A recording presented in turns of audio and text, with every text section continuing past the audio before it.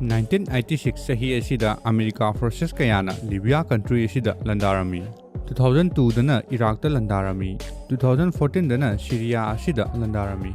Middle East asibu America na control tawba pamki adubu country ama khakti chahi decade kayadagi America gi makada thamba ngamkhide haiba country adudi Irani ngasi su Isreal amadi America punduna missile drone kaya sirinaduna landari adubu hojik su mai pakpadi oidri sahi chatruk ki mamangdagi Iran da landaduna laglabasu Iran gi geographic border asina ngasi su ngaktuna leidi Roman Turkey Arabia British amasung Russia yauna Iran da kayarak landarabasu mai pakpadi ngamkhide ngasi su miyamgi damakta TomVerse Khuman gi maikaidagi Iran gi natural border ki maramda video mapuduna lakchari Iran hairiba country asi ching kayana maikai khunimakta question duna lei Iran gi south thangba maikai lomda Zagros mountain asina yengnaba kaya lakadabadagi ngakthoi Zagros mountain asina southwest ki Iraq ki maikai pumba ngakli masida sunatana northwest ki maikai da Turkey lomda sungakli masina suloidri phumdi dauna tawduna leiba mafam amasu lei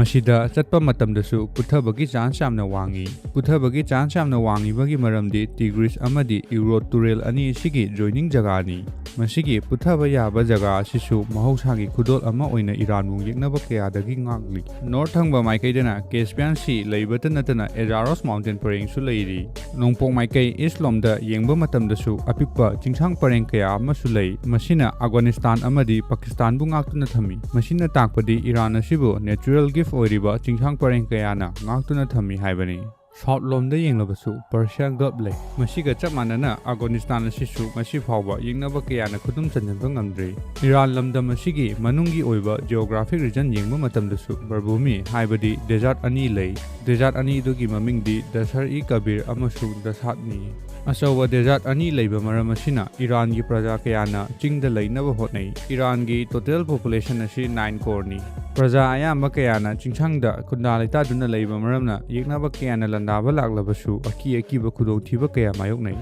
masida natana landaba lakpa matamdasu lambigi khudongchadaba amadi weather gi khudongchadaba kaya mayoknarami masida natana Iran gi yamna maru oiba Strait of Hormuz gi matangda lakpa matamdasu Iran gi economy mahakna leplibani madudi aikhoina su hena khanglabaduni Persian Gulf gi northern side asida Iran ngaktuna lei aduga atopa maikai amadana country tare na ngakli country sing adugi mamingdi Iraq Kuwait Saudi Bahrain Qatar UAE amadi Oman ni Strait of Hormuz ke north thangba coastline asi Iran khakni south lomdana Oman country asina saru khara kalli Strait of Hormuz asi B shape ta laiba maramna Iran na control tawbada aruba ama oide hairiba maram asina su US amadi Israel gi attack asibu Strait of Hormuz na thawdang chawna lori handakta su karigumba country amagi ship ama hekta Hormuz asibu fawduna laglabadi Iran gi maikai dagi lemna tharoi haiba cherol ama government na thadoraki masina Gulf country da pressure pibada natana prithvi pumbada kok sahale maramdi 20% prithvi gi thaw 90% Qatar gi LNG masida natana 5% world economy Hormuz da depend tawi 2025 ki matung ina world economy asi $120 trillion ni